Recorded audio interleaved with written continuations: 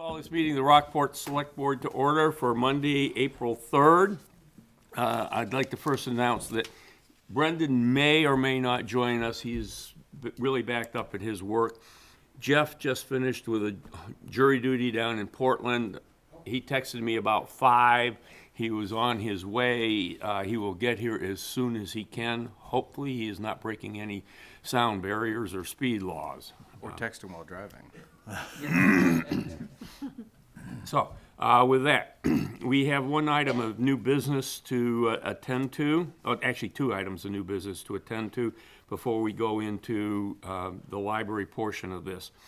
The first is to change the public hearing on the proposed articles for the June town meeting warrant. That's the secret ballot on Tuesday, June 13th, from Monday, April 10th to Tuesday, April 18th. And it will be here at the Opera House at 7 p.m. Could I have a motion to do I that? move to change the public hearing date on the proposed articles for the June town meeting warrant to Tuesday, April 18th, 2017 at 7 o'clock p.m., Rockport Opera House. Second. Second. Just for clarifications, we found that we were behind on getting some of the notices, proper notices out. And so to do everything, we're putting all of the items that deal with either the public hearing for the land use ordinances or the budget matters or other things that are going to appear in June, either on the 13th, which is the secret ballot, or the 14th, which is the town meeting, which will be right upstairs. But that's the reason for this. It's all going to happen on the same night. So the motion has been made and seconded. Any further discussion? All in favor? That is a vote. And the second item is vote to actually place the articles presented on the public hearing warrant. And I entertain a motion. I move to place the proposed warrant articles for the secret ballot on Tuesday, June 13th, 2017, Articles 3 through 12, on the notice of public hearing scheduled for Tuesday, April 18th, 2017 at 7 o'clock p.m., Rockport Opera House. Second. Moved and seconded. Is this the correct number of articles still? No, the numbering may change. Well, it's Yeah, through the- 3 through 3 12 through 12 right is what now. we have right now. Okay. And That's what we have good now. enough for a draft. Right. Where you got that? Yeah, and I was gonna also ask about, I feel like I'm aware that there's gonna be other things added on that we just have to approve. Well, it like some depends things on from if the it's gonna be on the school. ballot. If it's gonna be on the This is the ballot. ballot This is portion. the ballot Yeah. question. School will be on the town meeting floor. No, it's on the secret ballot. I thought They you meant the want- school budget numbers. Right. Right, and there's a request that monies in a certain pot of money is allowed to be used to offset some of the costs of the middle school. But those would be under. That would be under schools. school Right. budget items, and those would be secret ballot. Right, and that would be through the school. Yeah. Perfect. I was just looking for clarification. Yeah. I'm behind on my Robert's rules. So the article numbers, I suppose, could change, but Okay. for what we have right now, what's been published, and this is available at the town office for anybody who wants to look at it and see what the articles are. Is it available online? It should be, yeah. If not, it will be up there tomorrow. And that's including links where you can go into further detail about, Good I'm idea. just No, I curious. don't I don't know know that for a whether- fact, but that's Yeah, I a don't good know whether idea. it's there yet or not. Yeah. just because you get the kind of 30,000-foot view Yep. here. but No, you that's a good really don't- idea. So if you click on it, can you get the full Full text? text, that would be great. That's a great idea. But these articles are the ones that we discuss at the public hearing as well, so the public can come and ask questions about it, and I'm sure the board members will But have that's a good idea, questions too. so. Owen. If we can, if it's not too much Yep, of a yeah, I pain. think we can. Hyperlink. In this day and age, it should be possible. Should be easy. Any further discussion? Then I'll call for the vote. All in favor of the motion? That is passed as well. So now we can go on to our library portion of this. I don't know why I got that big thing. The first item here will be public comment, and we wish that the people who wish to make public comment to restrict themselves to the issues related to the 1 Lime Rock Street proposed location. This could cover, the cost of the library, the size of the library, how it's paid for, in any of those areas. So if anyone wishes to make public comment this evening, would you please step up to the microphone? Mr. Oh, Chair, yes. could I throw one other Before thing we do out there? that, just because what we're going to be talking about afterwards, establishing the process that will result in a proposal to be taken. So if anyone has process ideas, you all have observed processes that we've attempted to adhere to. So if you have good comments on that, I'm all ears because I'm like so far behind that anything that helps sketch out a framework of a process, I'd be grateful for. To echo on here, public comment is open to any type of public comment. We'd like to try to restrict it to the issue that is at hand, the library building on the 1 Limerock Street, but if, as we say, public comment is open to the public. So if anyone wishes to make a public comment, please step to the microphone. All right, we may, I'll break the ice. Helen Shaw, Rockport, Pascal Avenue. You're going to establish a process that will result in the proposal to be taken to a vote. You have already established a process. That process chose Reed and Company as your architect. And that's where you need to move forward, bringing them in to revise and the size, cost, and so on based on your talk at the last public hearing. The process should not start way back a year ago. I said you have a process already in process and you should stick to it. Thank you. thank you. Now that the ice has been broken, does anyone else wish to say anything? Maybe the elephants upstairs do. Jeff just said his ETA is at 7:30. Okay. Then I'll talk very slowly. Good evening. My name is Ann Philly. I just wanted to echo Helen Shaw's comments. I've talked more than once that I think that really you've had all this work done with Reed, with the Ad Hoc Library Committee, with the library director, talking to townspeople. To me, it seems to make better sense to utilize someone who is really well-known in the field of library construction, how libraries are used today, how libraries are used going forward in the future. I think if you say, this is our framework for a dollar amount, this is our budget, have Reed come back to you and say, this is what we're able to do within that framework. And if you don't like it, then you can move forward. But I think to open it up, as you have discussed before, I think it does move us backward. So I would strongly urge you not to go in that direction. Thank you for your time. Could I ask a question of anyone? Well, Ann? yeah. If you would don't, indulge but me. would you? Yeah. Well, it's weird in the legislative end when someone comes up and speaks, we can ask questions of them. So that's kind of what I'm used to now. Okay. And I wanted to ask a question of you because you were heavily involved in this, and especially observing the interactions between Reed and Company, the Ad Hoc Library Planning Committee, the library director, et cetera. One of the things that I feel that we talked about when we were discussing the architectural firm was around kind of whose fault was it that it failed. And I put a lot of the onus on the select board, and I put very little onus on Reed and Company. And from your observations of how they went, can you just speak to that a little bit about professionalism, maybe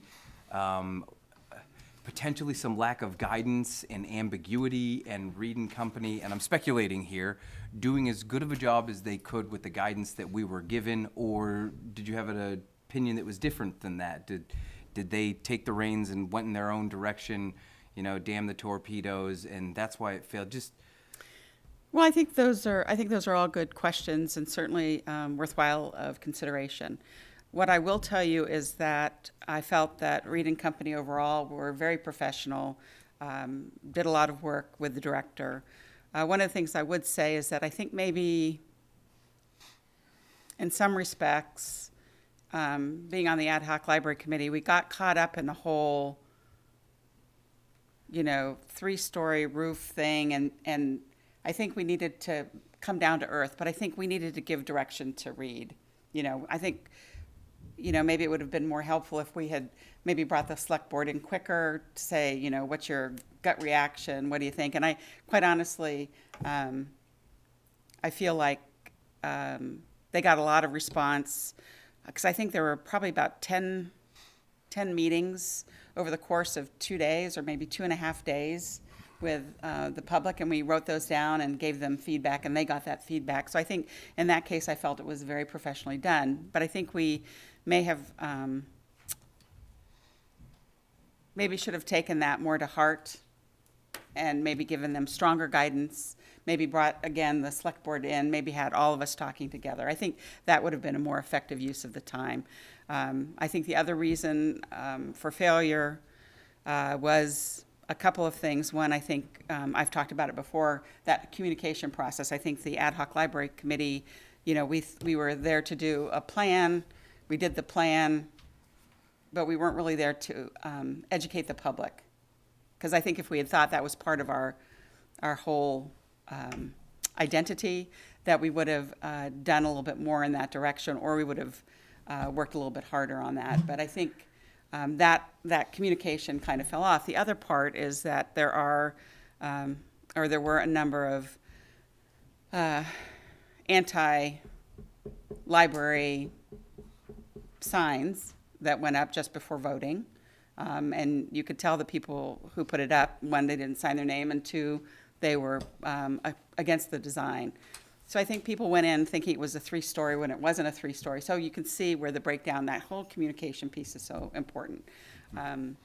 So in answer to your question, I personally believe that Reed & Company is very professional, and I think that they would be able to respond to your questions and concerns, and if you give them a framework within which to work. So I hope that answered your question. Thank you very much. Sure. Okay. Does anyone else wish to make comment? Right on up. Jan Rosenbaum, live in Rockport. The ad hoc committee was constrained by its vow to obey the select board and the library committee on 2 issues. One was the site and the other was the size of the program space. What we were not constrained with was budget. So we had the ability to give the architects a site and a interior space, and they went and developed the exterior that would work in that space and provide the programming space that we required. That turned out to be more than or not what the town actually wanted. Now I presume, and I haven't followed it all closely because it gives me nightmares. Now I presume you're going to shackle Reed 3 ways. That is, you're going to recommend a program space, you're going to recommend a site, and you're going to recommend a budget. Am I correct in that? Pretty close. Okay. Those 3 things may work. One of those 3 things may work counter to the other. 2 of those, something may have to give. That you're well aware of from our own lives, where we do that to ourselves. So I would caution you. This was not Reed & Company's fault. It was the fault of the constraints that we put on them and the order in which we did things. I think that looking back, I think picking the site first was a mistake. I still do. We will see what you guys come up with and what Reed can come up with. I hope it's a workable library that Ben has room to play in for the next 20 years, and that the community will love as a building on that spot. But it was not a green field. They were not given a green field to work on. There were lots of constraints. There still are lots of constraints. And so you'll have to be careful in how you shepherd this and explaining it to the public. The sales job at the end, which we were not emotionally equipped to handle or financially equipped to handle, now lies with the 5 of you. And what you will do with it will make the difference as to whether the town has a good feeling that they've been brought along, or has the feeling that they're just being sold a bill of goods. So I would be careful with that end. Thank you.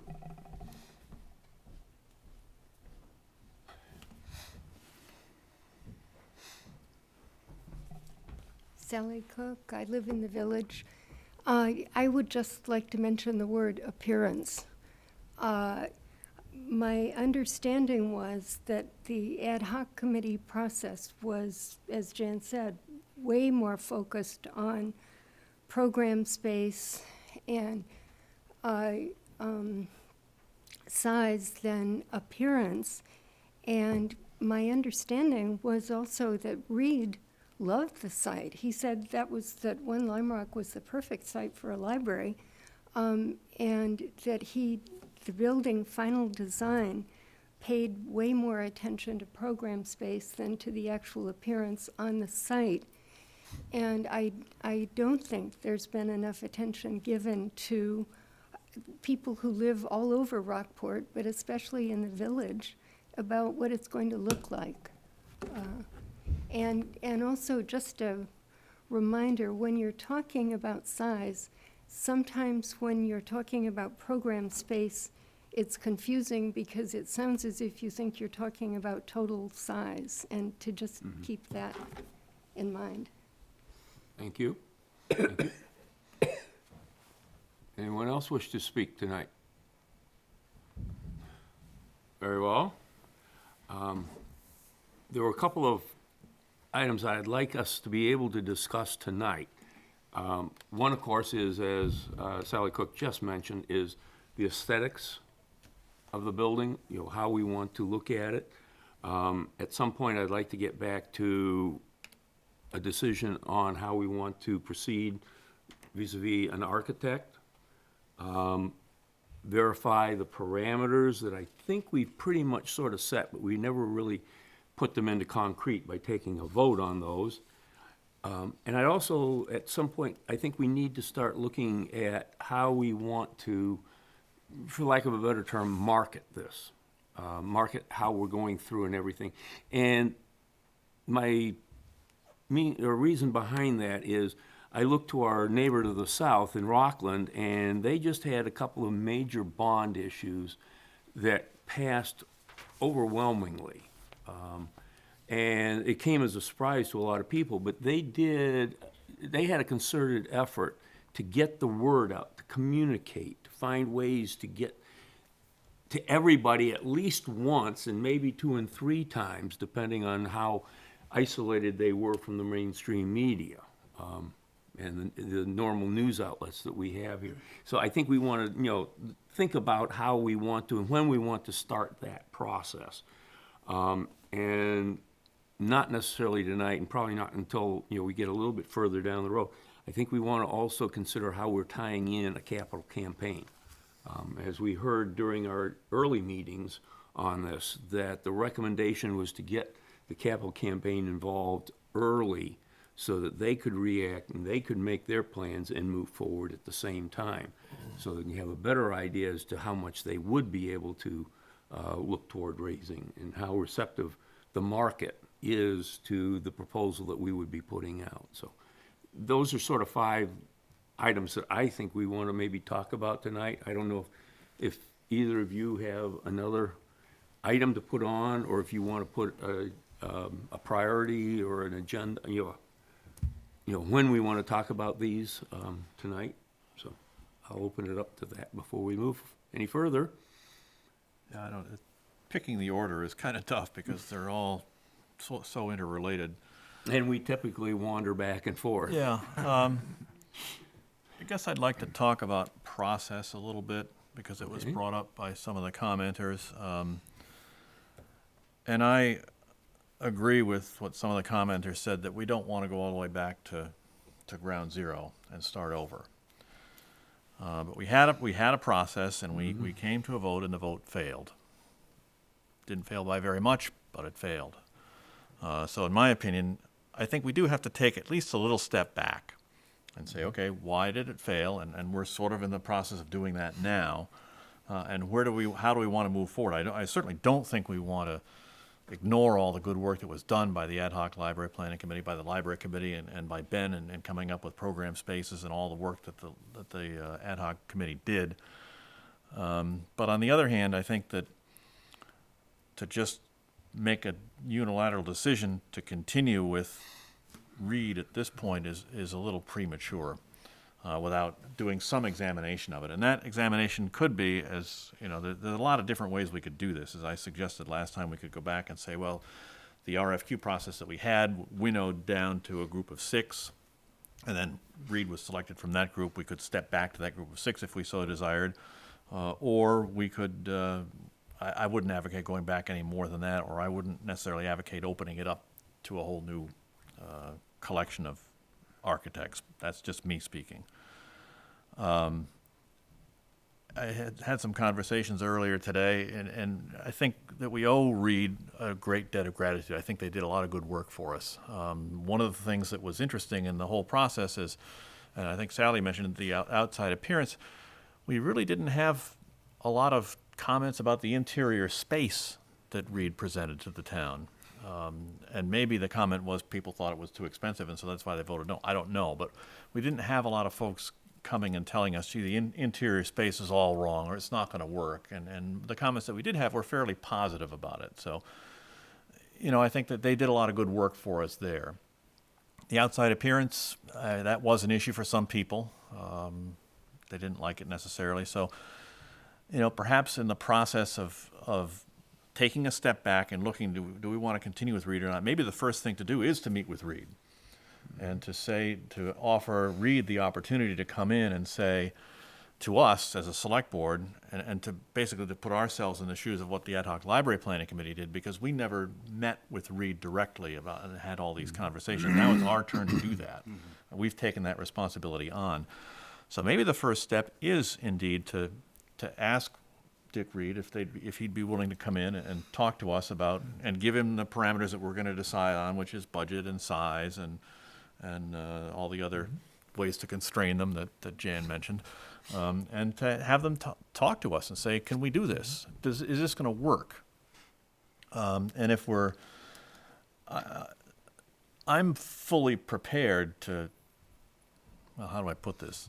Let's put it this way. I wouldn't be disappointed if we continue with Reed. We have had, and people have said throughout this whole process that we have to listen to people. We have had, or at least I have, several communications from townspeople saying, you got to go to somebody different. So we have to honor that. And this is part of the process that I want to talk about, because Jan mentioned the fact of marketing the thing when we're all done. We got to start marketing it now.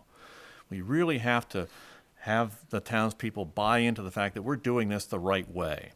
And if we lose people either because we decide to stay with Reed without even considering anything else, or if they think that the process of our choice of the architect, because it is a new choice of an architect for us, if people don't like that process or think that we haven't done it right, then we've lost them at the very beginning of this new journey toward what I hope will be a new library for the town. So I think the process of selecting an architect is really important for us. It may very well end up that it leads us back to Reed and Company. And in fact, I think there's a very good chance that could happen. But I think we have to allow ourselves the possibility that maybe it doesn't. Maybe we hear something along the ride, either from Reed or from somebody else that says, let's go someplace else with it. So, and I've talked enough. I'll let my fellow board members chime in. Just to build on what you said, we did endorse the decision of the ad hoc library planning committee to select Reed. We challenged them to go out and find an architect, come back to us and report, and they did. Yep. And, you know, on their recommendation, we accepted that. So, you know, in a way, you know, we have endorsed him. It may, but things change over a year's period of time. So I'm not saying that, you know, what you said was wrong. I'm just, you know, clarifying that. And I'm going to look to Owen. Sure, I think that Ken laid it out pretty comprehensively. You know, I struggle with the idea of reopening it back up, but at the same time, I know that what Ken was kind of alluding to of having people have buy-in from the beginning to the end is very important. That said, I would be extremely supportive of the idea of meeting with Reed and Company first before we make a final decision on, okay, are we going to open this back up to the select six or whatever. I think that Reed and Company, for the amount of work that they did for us and the quality of work and how highly folks have spoken of the work that they did, they are very much due a public meeting, but one with kind of exclusively the select board, where we get to give them our new parameters. And maybe kind of getting to what Jan was saying, we did talk a lot about a range, not a specific dollar amount. You know, it can't be too much flexibility and then things go willy-nilly and all over the place. But having some flexibility for them, we would just like to see it within this size parameter, within this amount parameter. Are we crazy? Is this doable? And I think that we'll be able to learn a lot from interactions with Reed and Company around this question specifically that will help me feel very comfortable if we do decide to not open it back up and stick with Reed and Company, then each one of the five of us are ambassadors as to why Reed and Company was the obvious choice. And when we have our interactions with folks, even folks that were concerned, you know, why didn't you open it back up to architect X, Y, and Z, I'll now be able to explain to them, hey, we asked some really hard questions, and I was very impressed with the answers they gave us. Or folks that maybe wanted us to stick with Reed, and we opened it back up. Hey, we asked some really hard questions of Reed and Company, and we're a little troubled by some of the things that they said, so we wanted to open it back up again. But I think giving Reed the kind of first bite at the apple, or whatever analogy you want to say, is very much, I think, an appropriate route to start off on. And I don't want to detract from this, but I am very curious if, Bill, you've talked with the folks in Rockland, and what was their winning strategy? I would love to see what their mix was. Rick did? As I understand, they engaged a firm that could work with them to get the word out. Rick, I'll let you to. Yes. They spent money. chime in here. Yes, they spent Yeah. some money to hire a firm to help with the messaging, so that when they were talking about things, they were sending the same message. It was clear, it was decided ahead of time, the points that they were trying to make, and they stayed away from making points that were bringing up things that would just confuse and cause any controversy, unnecessary controversy. So they worked with a firm that's what they did. And by no means am I trying to equate what we're going through for the purpose we're going through and what Rockland went through. Because No, they no, had, their bonds were for a completely different But issue. any sort of like winning strategy tips we can get, not about like how to pass something at the expense of your citizens, but how to get every citizen to hear your message, I would be very, very amenable to. Yes. And I apologize for meandering around. Maybe we'll keep it on that. But I just didn't want to lose that thought. Like, how did they do that? Because we're apparently sucking at it. And I want to follow up on what Owen said about, us meeting with Reed, because I do think that would need to be a public meeting. Oh, yes. Oh, yeah. So that the public could see what the answers, how we ask the questions, what we ask of Reed and Company, and how they respond. Because again, it's this process. It's so important. If we made a decision to continue with them, the public has to buy into it, or we've lost them from day one, and that's difficult. Rick?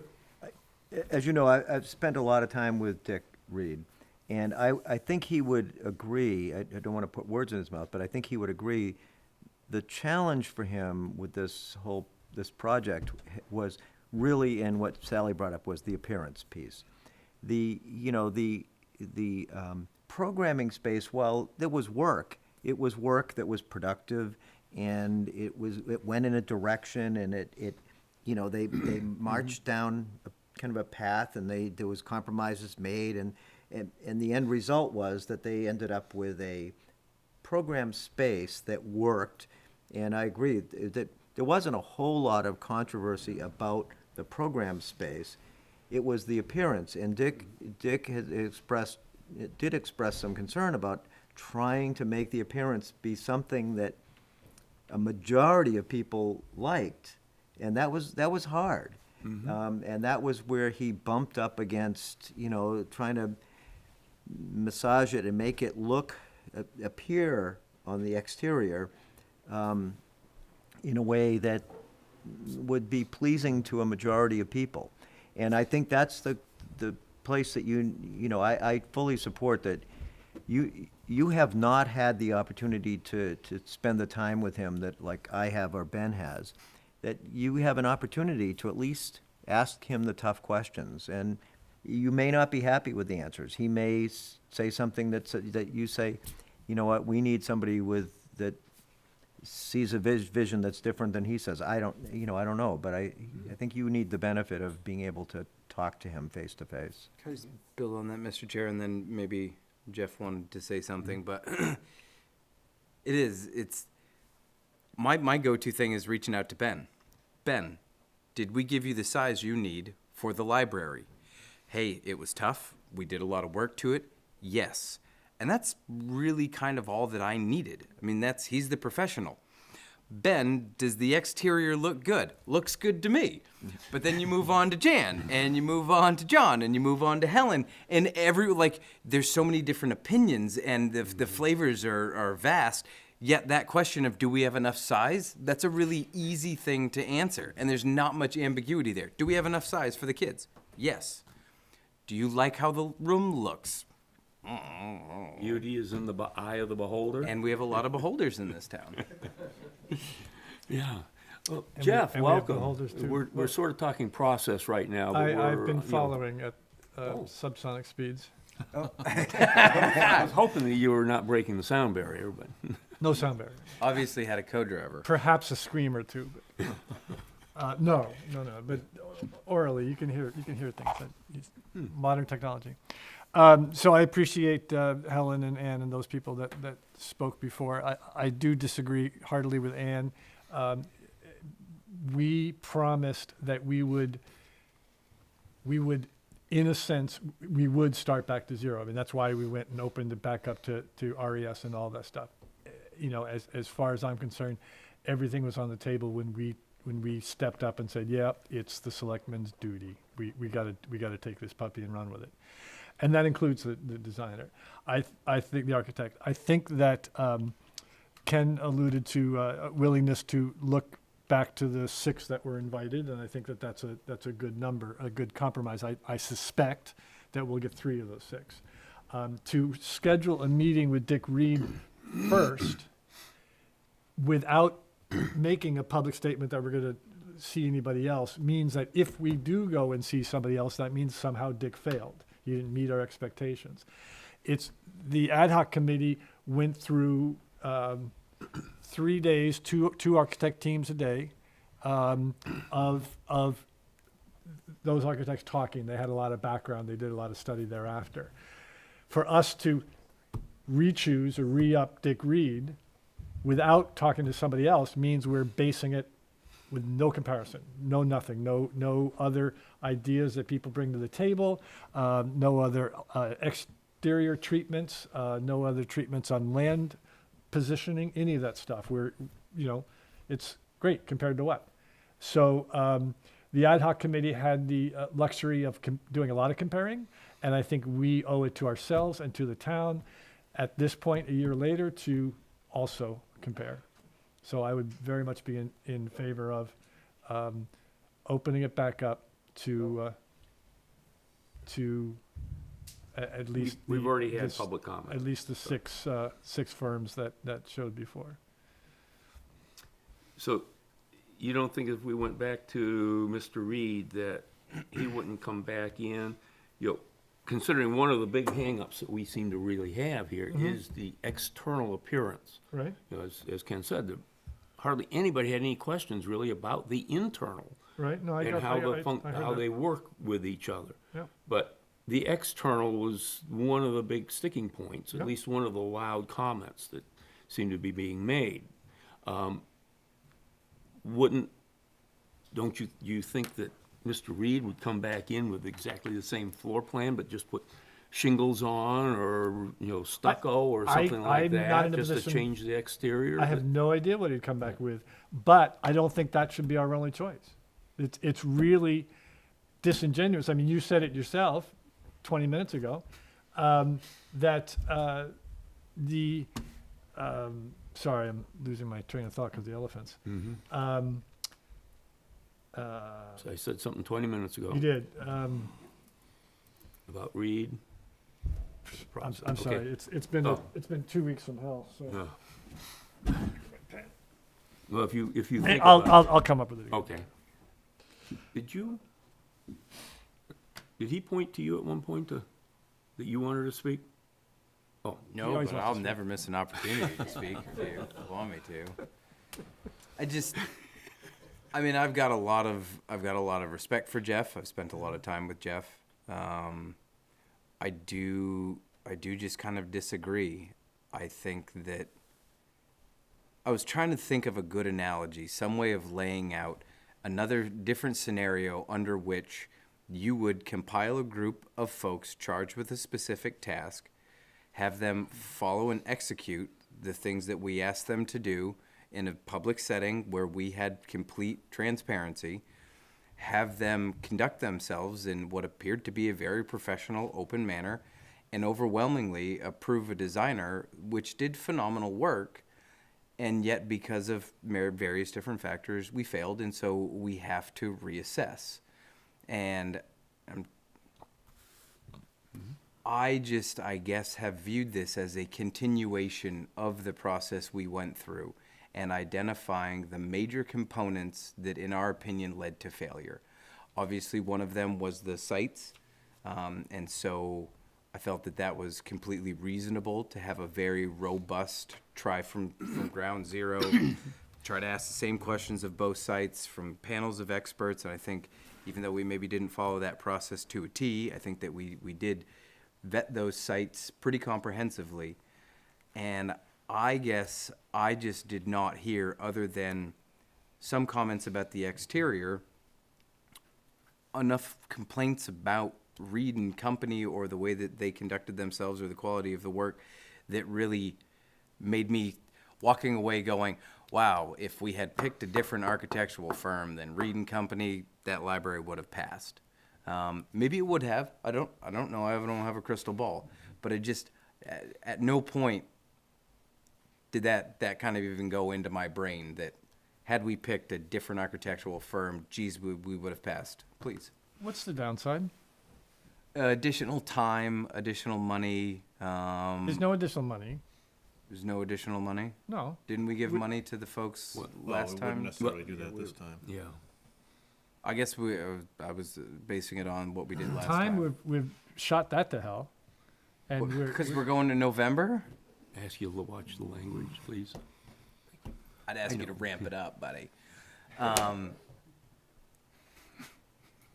With some of the things that Bill had mentioned, and I think we all would agree on, that outreach, information, education about the why we're doing what we're doing, being as important as it is, I think that, every day counts in getting a tangible something of which we can speak coherently to the citizenry about. And even if it's an additional 3 or 4 weeks of doing this vetting, that's 3 or 4 weeks we could have been getting out into the public. We're moving ahead. We spent time with Reed and Company. We considered opening it up to other folks, but dang, we were so impressed. Do you like that, dang? So impressed with the work that they did and the way that they answered our questions. We feel very comfortable, and we're moving forward. And I agree with you that Dick Reed and his firm did a great job programmatically. I think he way missed the mark on the curb appeal, and I think that putting a different siding on is not what's going to do it. And I just don't understand why we're putting him up on a pedestal, or that relationship up on a pedestal, when we have the opportunity, like we had the opportunity, like we took the opportunity, we seized the opportunity, regardless of how much time it took or didn't take, to open up the 2 sites, for this board to become schooled in all of those issues so that we could talk knowledgeably about it.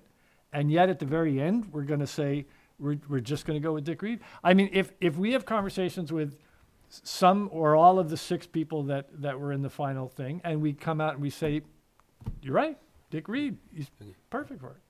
I'm gonna suggest that maybe, at this point, let's step back from this conversation, and let's go into one of the other areas and make some progress in that. Because Okay. right now, we're just going back and forth. No, And, eventually, yes, we will take a vote, Right. and I think maybe we want to, consider that for later in this meeting. But I think we want to nail down some of the other parameters that we want to present. Sure. If it's just to read, or if it's to 3 or 6, at least we have all of those parameters laid out while we're still relatively fresh in the evening. Okay. And I'm not intending to But go where until do we, 11. I mean, Thank you. okay, so, Mr. Chairman, take it away. Yeah. So, if you don't, we started on the discussion at our last meeting. That was about the aesthetics of the building. And some of our discussion already has been wrapped around, what does it look like? You mentioned curb appeal. What do we think we want in a building that would sit on that site at the head of Central Street, that is for lack of a better term, a municipal building? Libraries in many towns, particularly the Carnegie era, were very substantial buildings. They look, in some cases, like banks, stone facades and things, columns and things like that. Or a municipal building, which really, Union Hall was at one time. Or do we want to, bring it back into what is some people thinking a New England style? White clapboards or shingles, a porch that you can sit on.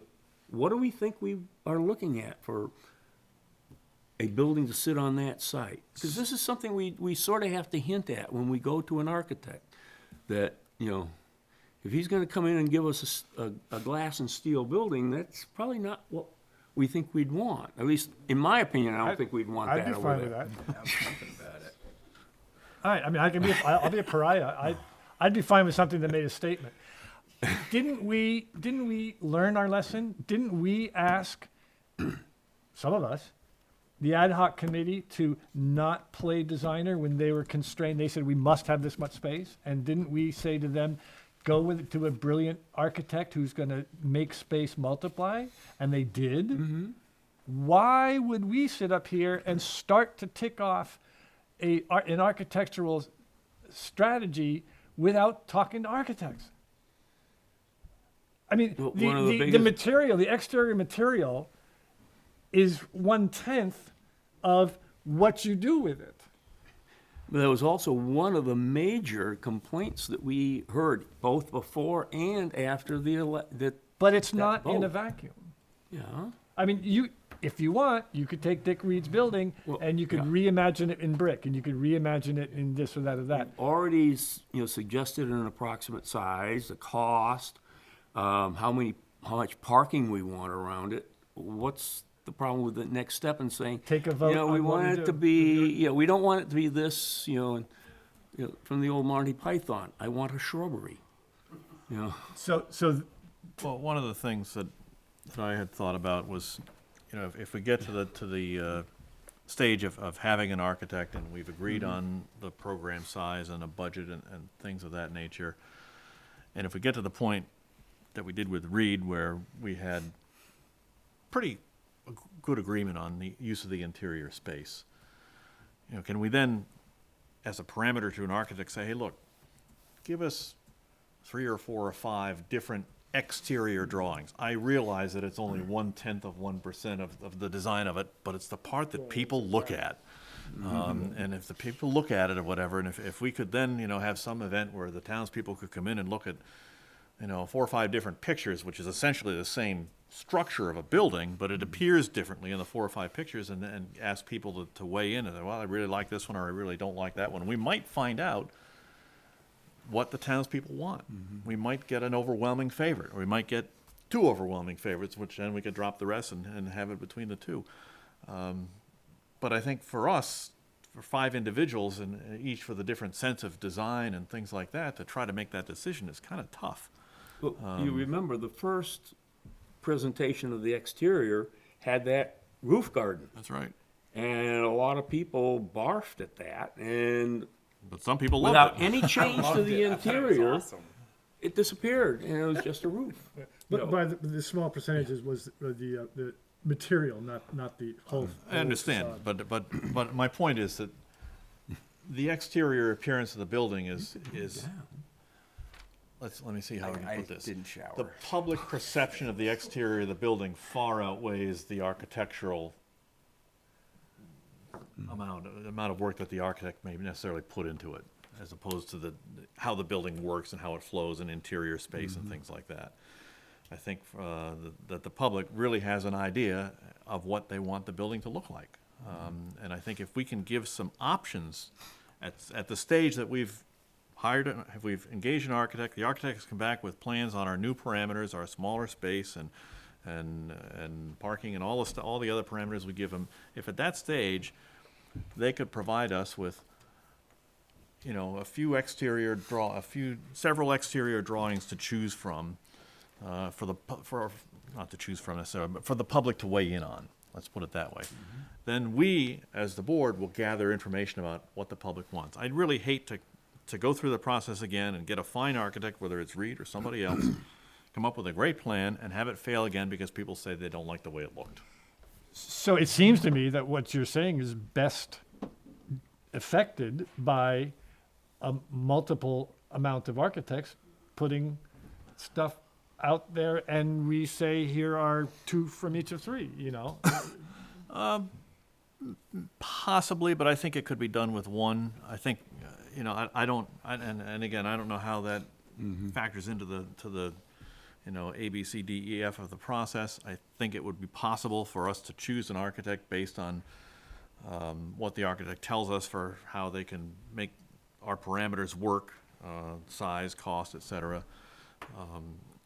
And then have that architect put together a plan that then can be made to look somewhat different in different exterior appearances. I mean, some of that'll be go into our selection of an architect, I think, if architects, more than one architect comes before us and says, well, I think I've got an idea for the exterior look that will look great, and here it is, and whatever. And if we're impressed by that, then we choose that architect. But I think even when we get down to I think we have to have a place for the public to weigh in on the exterior appearance fairly late in the process. Late? Late, Late. yes. I thought you were just I was- advocating for early. Yeah, I was No, gonna say, maybe we wanted to put out to the By- public before we even pick an architect, these are the types of Well, designs that's- or facades that we're looking at, and see if we get a reaction. As opposed to waiting until after we talk to the architect and then find out that what we really want is something the architect is not at all comfortable doing. I guess my point is that And I know you're waiting very the redesign, like I said, keep going back to this. The interior space of the redesign seemed to generate little controversy. It seemed like it worked for the program space that we asked it for. The flow of the building worked well. The library professionals liked it. We didn't get very many, if any, negative comments from the public about it. If once that's established, and then you can take that and say, well, we can use this interior design, maybe with a little tweak here and there, we can make it look like this, or this. That's what I mean by late in the process. Okay. Owen, you've been very patient. I don't really have anything Oh. much to add. I mean, if it was my house or my library or my whatever, I would feel comfortable saying what I want. But it's not mine, it's the town's. And so I do like Ken's idea of, multiple different designs with different feels. And I think that like Jeff alludes to, I mean, architects are capable of, if you ask them to write you out something in block letters, they can do it in block letters. If you ask them to do it in calligraphy, they can do it in calligraphy. So, I mean, give them a couple different flavors to choose from, and maybe some of the folks that did a lot of scouting around of different libraries could identify 4 different libraries within the state of Maine, all with 4 different general appearances. We can kind of look that over and then say, hey, this one's all brick, this one's brick and stone, this one's a bunch of clapboards, and this one's steel and glass. Can you give us some tweaks around this general feel? But to tell you what I'd like, I didn't actually really mind what Reed and Company proposed, but I'm a brick and mortar guy. It's my profession. So if I see something that looks strong and stable and is going to last for a while, I don't really care what it looks like as long as it's strong. What do you got down there, buddy? I told you I agreed with you. I thought it was a good idea. Yeah, I wanted, something occurred to me just now that, we're saying we hardly got any complaints about the interior. I have to walk that back just a little bit. I did hear some complaints. Some of them were, it's too big, and others were, it was too small. Those were the majority of the interior complaints. There were some questions as, why is this here versus over here? Actually, I had one of those too.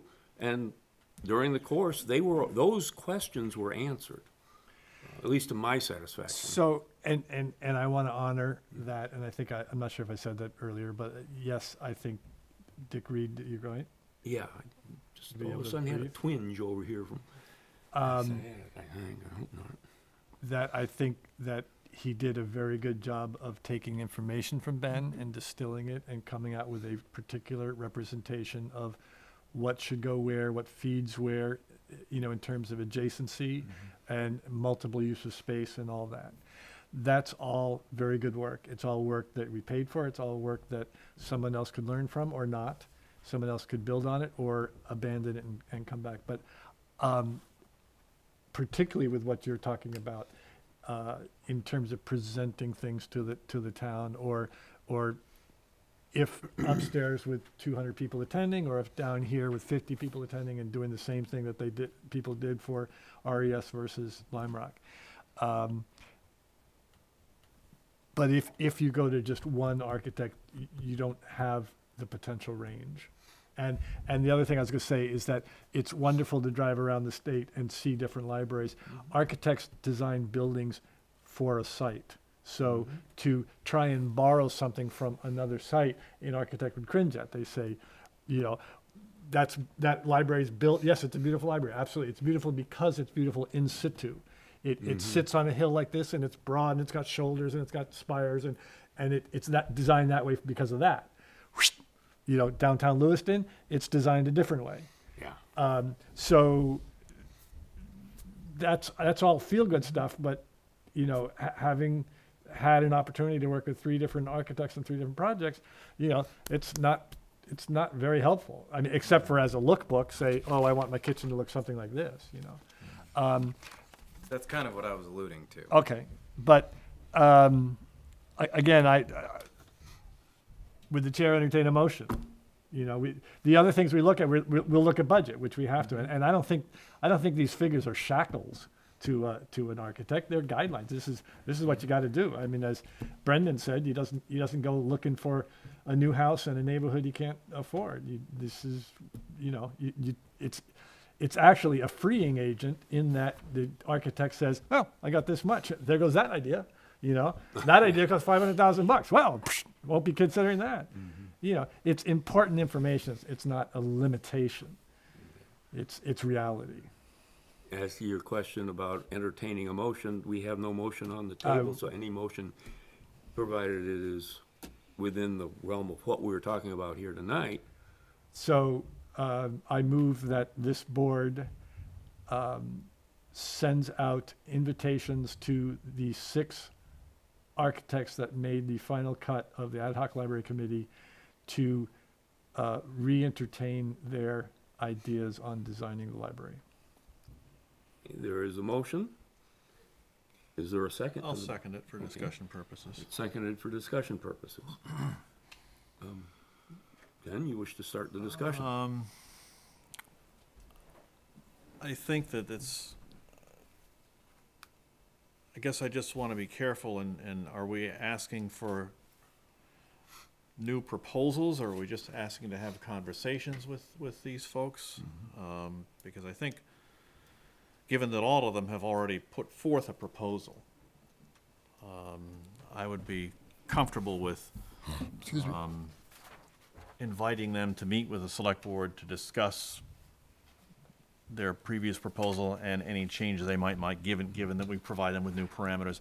I guess I want to make it a little, and if one of them chose to make a formal proposal, that'd be up to them, but I guess I want to make sure that we're not asking for a full new proposal at this initial meeting anyway. I think it's more like an interview, conversation with them. Wouldn't they, wouldn't they try to give us as complete a package as possible? Wouldn't that be to their advantage? They might.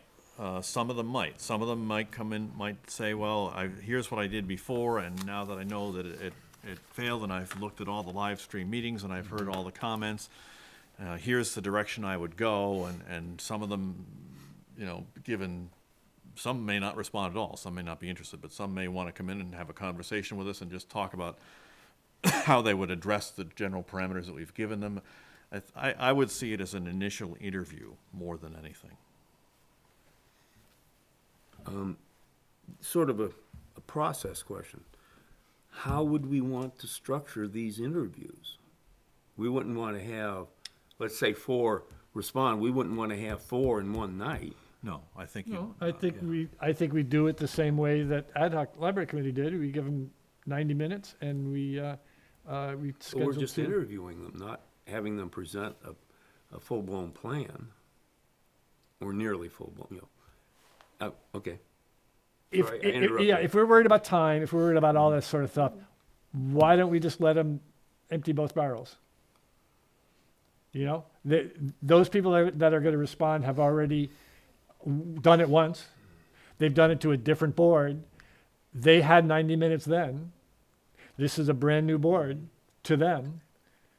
And even though we go back and watch those ones that still exist on live stream, we have our own questions. We're different individuals. We're different experiences. We're a year more into the process. Are they available on live stream?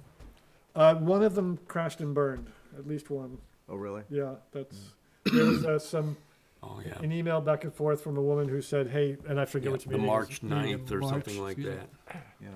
Yeah. And it didn't exist on the archives, and it didn't exist up. And I guess I would, from my point of view, I would rather personally meet with only one architect per meeting. Just because I think that would allow a little bit more of a relaxed conversation, not knowing that somebody else is beating the door down, that sort Or of thing. we could send out the note, we could send out the, ask them the question and see if what you got for response. You may get 3, you may get 6. And then you could make could you make the decision about how many if you only got 3, you could do those over three meetings. That would be pretty easy to do. But if you had 6, would you want to delay it out 6 meetings, or maybe do it 2 a I night? guess we'd have to wait and see what we got. Besides, 2 90-minute things would be a short meeting for us. Yeah, I Wouldn't be out of suppose. 10 and 0. Last Monday, we were done at just before 9, less than 2 hours. That's why I don't even remember that meeting.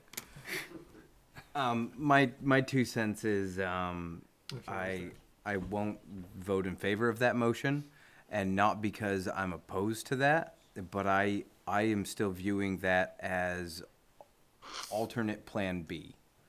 And I still feel that Reed and Company is due a first initial meeting with us to chat about things.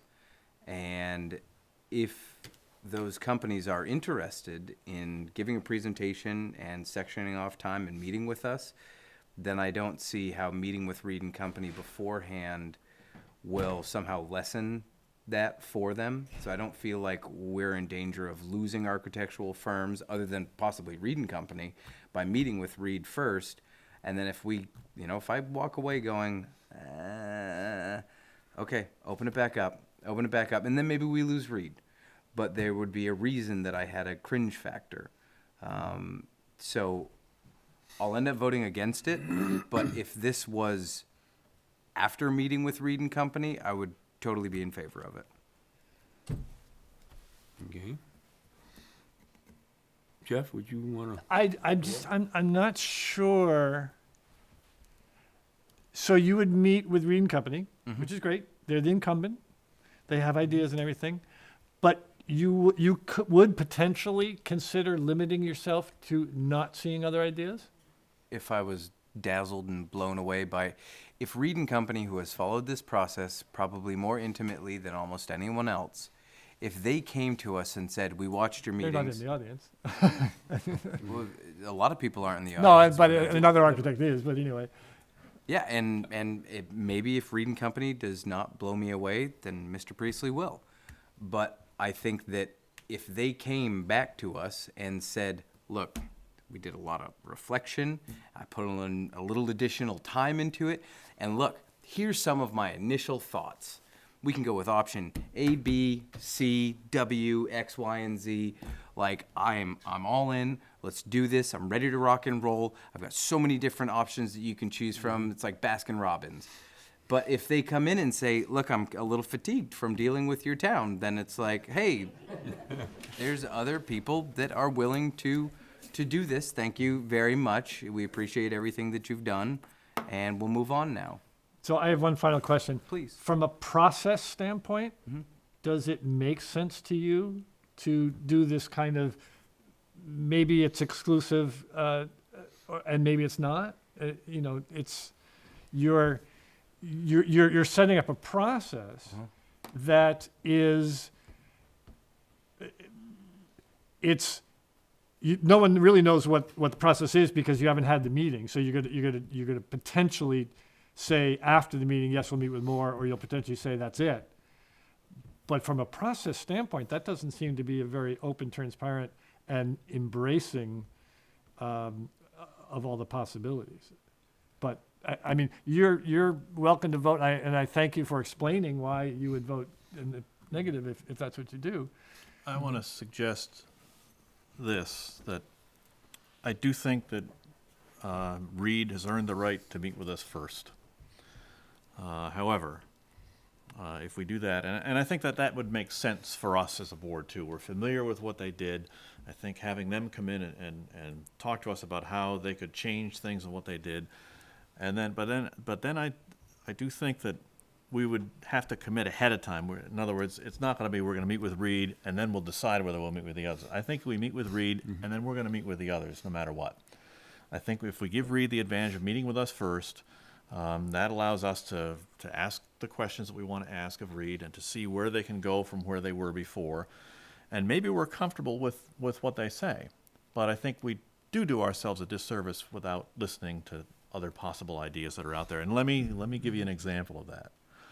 And that is the hiring of our town attorney. I think, were you on that committee? Yes, I was. I was with you. We had, I think, 4 or 5 firms that came in, and the group of us, Rick was on the interview panel, we sat there and we went through the whole thing, and we had one firm left to interview. And all the members of the committee looked around at each other and said, well, these guys are going to have to really blow us away or else we're not picking them. Guess what? They blew us away. So I do think that experience is somewhat instructive. We can't presuppose anything in this process. I think also it's really important that we can't presuppose that Dick wants to go first. If I was Dick, I'd go last. I would go to those other meetings and I would use that in my presentation. And us smarty pants here say, oh, well, we'll just let Reed and Company go first. What happens if they don't want to go first? Well, we could give them that option. I think they've earned. They've earned. I think they've earned respect. a little. I don't want to say a leg up, but I think they've earned. Well, they're the incumbent. They have the leg up. Right, and so but I think we need to show them that respect in one way, shape, or form. And if we could ask them, we say, we would like to meet with you before we meet, and if they say, well, if you're going to meet with others, then we would rather come in later, then that's fine. I don't have a problem with that. Or we'd rather not meet at all. I hope that doesn't happen, because I do think that, and there've been some thoughts out there that if we are going to consider any other groups that Reed would just then bow out. And I hope that doesn't happen, because I think they offer too much. And I want to make sure that they know that we think that of them. All right. We have a motion on the floor. Yeah, I still can't vote for that motion, but like, I can say that I think that that's a healthy compromise to give Reed and Company the ability to choose any slot that they want, beginning, middle, or end.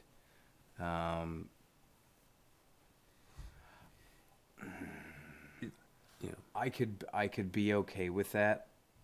But I'm not. I'm one of 5, and I'm trying to be a good team player here. I have my own opinions about Reed and Company and why the library failed, and I feel very comfortable. I could potentially feel comfortable just kind of going, yeah, sure, Reed, let's do this, let's go. But again, I'm not the king here, and none of us are. So, giving Reed and Company a little bit of a preamble as to why we're making the decision we're making, and actually affording them some bit of an opportunity to show that we're giving them a little bit of a leg up, choosing a slot of their own. Where would you like to be placed? Would you like to be at the beginning? Would you like to be at the end? We're giving you that opportunity and not the other architectural firms. I could be comfortable with that. Yeah. But that means you have to amend your thing. Or we could vote it down. That's a and do new thing. procedural, I'm fine with giving them the scheduling Yeah. thing, that's fine. That's just a procedure. Yeah, that's an administrative thing. Yeah. My concern with this, the motion as you presented it, is that just by saying that we want to think about looking at somebody else, Reed's put in a lot of time on this, and he may just say, That's what I'm I don't struggling need, with. I've dealt with Rockport, I don't need to go through that again. If we are right back at square one, as you sort of imply. Well, we're not back at square one, though. We're using the work that was done in the RFQ the first time through. Yes, but and- still, there's a lot of distance between where that decision was made to go with Reed and Company and where we got to in August when we approved that design to go onto the ballot. Are we looking at that all again? Or are we just gonna say, well, maybe if we go with Reed, it really, shortens it out because they've got that ground. They have done all that exercise to put those spaces together that another architect is gonna have to do. And like, how much time do we give these people for lead time? Because I feel like, just guessing, if we said to Reed and Company, we need to meet with you next week, that they would be able to come fully prepared with new ideas, et cetera, and that doesn't really elongate the process too much. And again, I'll be the first person to say, if they're not impressing me, if I don't feel like his heart's in it and they really want to go forward and they came fully prepared, then I'm perfectly happy to open it back up to other folks. Not a problem at all. But I'm trying to see if I can make it work to where we show Reed that we value almost as a standalone. We're giving you another crack at this. What do you think? And if we do it quickly, then we can jump on to version 3.0 with opening it up to more firms to try to impress us later on. If we do, I'm sorry. If we talk to Reed and Company next week, We if I can talk understood to you. them all next week. You think that reaching out to Wow. someone who put together a proposal over a year ago, a week is enough time to? I don't know. I don't know, but why are we afraid of asking them for a week? Again, don't presuppose what's in their mind. We ask for something. Is it realistic? We don't know until we get the reply back.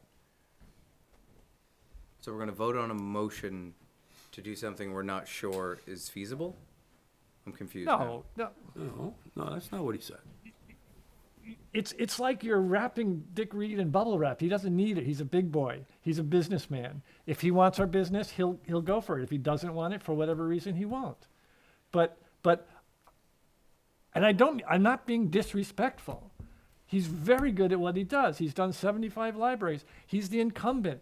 He got 5 legs out of the 4 with which to succeed. So why are we afraid on his behalf? I know, it's just. 5 out of 4, yeah. Yeah, You threw me there. I'm trying to make a My point. math isn't that There's high. a reason that incumbents get reelected over and over and over again. And there's a reason why you go with, and he'll point them all out. He'll say, you know, you should stay with me because of this, because of that, because of that. And he's got a great repertoire and a great facility of language, of shortcuts with Ben. They have this relationship.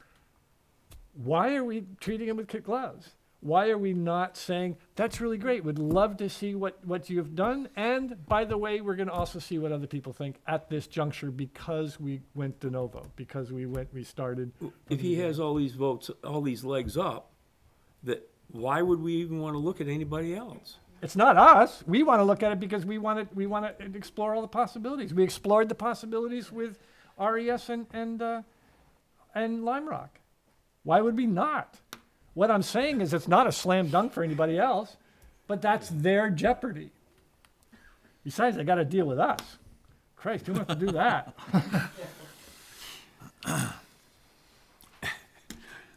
Ken, anything else? Respect Earth, Ken. Well, I want to hear from Reed. I really do. And I want to make sure that we set up a process, unless they decide that they're not interested. But I hope they don't. I really hope they don't. But I do think that, you know, for us to pass on an opportunity to hear other ideas, which is really what this is. Reed is the incumbent. If Reed comes in here and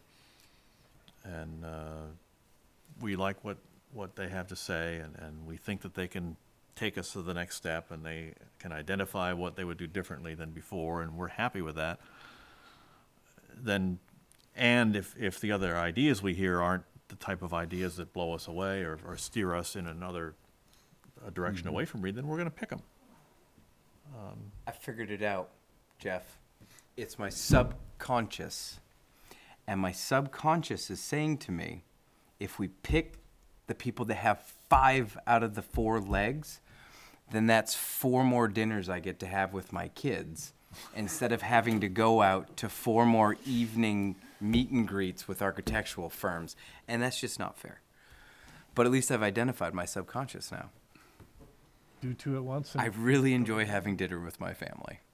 Not that I supper- don't have enjoy supper at 5:30. spending time with Have you. supper at 5:30. That's about when I breeze back into town. Before we go to the vote, you know, I can look at the calendar for next week, and of course, we got our meeting on Monday. Tuesday seems to be open. Wednesday here has, I think it's the Zoning Board of Appeals has a tentative meeting. It's the planning board. Planning board's here. on the Either 5th. one. Planning board, I tell you. It is the planning board now? Planning board, Okay, I thought they were on the 4th Thursday, but in any case, Thursday and Friday are both open, or appear to be. Here, I'm a week ahead. Hold on. This would be the 12th, Wednesday the 12th. 12, yeah. Oh, I'm sorry. I was looking at tomorrow. Okay, so now you're talking the 12th. You know, I'm just saying, you know, we've got a meeting on Monday. 14th. We've got Tuesday, maybe Wednesday, Thursday, and Friday available, if we wanted to bring people in. I would assume that a firm has the wherewithal to be able to put together some kind of a talking points presentation in that period. I think you mentioned that. Why did I lose my calendar? You know, if we think we can do that, I'm just putting that out there as other grounds for thought. The following week is shot. There's a holiday, we're doing our budget discussions on Tuesday. The Budget Committee probably is meeting on Wednesday, and anyway, I have another meeting on Wednesday and Thursday. So, in the evenings. Okay. So a member of the audience wanted me to reiterate the motion, and is that something I can ask Linda to do? No? I'm gonna have to listen to it word for word to get it Ah, exactly what you okay. said. Well, Well, in You general, roughly- yeah. You said to move to ask this board, move this board ask the 6 architects that made the cut before to present to the select board again. It's in essence. And to invite them. And to invite them to, I think that's probably, yeah, if they wish. invite them to have a, whatever, I think when. Do we need to clarify anything else, a mysterious person in the audience? Is the 6 architects, do they include Reed or? Yes. Yes, he made the cut. Mm-hmm. Otherwise, there would only be 5 we'd be looking at. I can only think of 3 of the 6 that were there. Reed, of course, Priestley, Again, and you don't know. Smith and Associates. Oh, the others? Yeah, Yeah, I those are can't the remember only the- 3 names that come to mind. I don't One was a remember. Danish name, one was a, anyway. I have to go back and look at the. So, do we have any more discussion that we are, oh, There's the 6, Reed, Winston Scott, Stuart Brecker, Stanky and Donkey. Kitagawa, Stephen Smith, and Priestley and Associates. Those are the 6. okay. You're very organized. Thought it might come up. Ben was nice enough to send the matrix, so I Yes. thought I'd have it Okay. at You're hand. very in touch. Well, not really, but that's all right. You're Okay. supremely out of touch. No further discussion? No. I'm gonna call for the vote by name. Casas, No. Parker, 4? McKinley? 4. And I have gone back and forth on this several times, and, you know, I'm voting for it, but only because I have a strong hope that Reed will not back out and will come and speak to us. And I will regret the vote all the way to my grave if he decides not to, because I think he really is the one that we should, as you said, he's got 5 of the 4 legs up. So- Which is like physically impossible. I just spent 7 days in district court, and man, you would have gotten killed for that, for presupposing something before the evidence comes in, but there you go. 8 days. Jeez, Okay. God. crazy. So, now, do we want to do this next week? I don't know that we can get it all. It depends on, I mean, we've got to get letters out to these folks and invite them. Well, we've got email address for everyone. Yeah. Yeah, well, we've Yeah. got to get the invitations out and we've got to get the replies back. I think it's unreasonable to expect that we could get them all in here next week. I mean, if some of them can come next week, I suspect great. you'll see at least 2 that can respond. Probably 3. yeah. The others may be a little more difficult. The others. The others may be turned off, some of them may be turned off by the short time frame, and that's okay, because, I mean, I think what we really want is somebody who's familiar with what we're going through, and, And, you know, we're not asking for full-blown. No. You know, if they don't want, you know, if they want to come in and just talk to us about their process and things that they want to go through and how they would bring their knowledge to where we are right now, that's fine. So it's like a little test. We say, Well, come it's as a- prepared or unprepared as you want to and see what they do? No, I'm actually not I even suspect joking. that if they're They'll come unprepared, with they won't. propositions. They They'll come won't with want to Yeah. come in. That's probably true. If they haven't been following this at all, it's unlikely that they're gonna. on that short time frame, yeah, I think that if we said 2 weeks, then they're gonna say, we have other things to do. Well- or whatever. But I know We've if laid out for the possibility for next week. The following week, you know, I don't know when we would be able to fit it in. I you know, can't do the unless we- 12th. That's it. I cannot do the 12th. Oh, that's next week?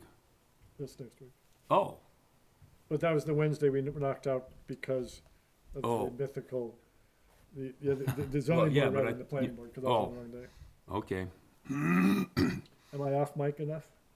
Yeah, thank you, very good. okay, well, because the following week is really dead. You know, as far as unless we do it on Friday. And then we could go the following week, and we've already cut, we're not gonna be meeting on the 24th. That was our decision last month. Just so you know, Friday's like a Tuesday to I me. know, It I doesn't know. matter. Oh, okay. So we could We do could the do 24th 24th. or the 25th. 24th. We could do the 24th or 25th, or and. Why don't we do the 24th and the And the 25th 25th. for this purpose? 3 and 3, or If 2 we and get 2, an over, however if you it get breaks a, out. if you get an overlap, if you happen to get 6, We'll cross that bridge when it comes. Right. Or if we get somebody that can't possibly make Well, either what one of days those, do we have available to us next week? We have the 11th and the 13th. Tuesdays are okay for you or not okay for you? I Mr. just, my wife texted me and said I couldn't do the 12th. Other than that, I'm good. Well, 12th is Wednesday, Yeah, I know. So if we did Tuesday, Thursday next week, and then held in abeyance the 24th and 24th and 25th. 25th, and then if we get all 6 responding, then we'll deal with that as it comes. Could always go another week. Yeah, going Yeah, into the- May maybe to be hard. I don't know about the first week of the month is always heavy with evening meetings for me, but once you get into the second and third weeks, it's usually not hugely bad. Well, If we let's see if we s- can you do get it it done in- in yeah. April. Okay.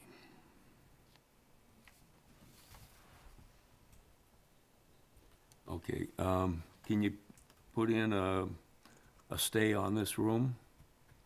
Hopefully nobody else is using it. yeah. Hopefully they aren't. Well, we can be Okay. flexible with the time to Does, some extent, too. Juniper have a calendar that she's looking for this at?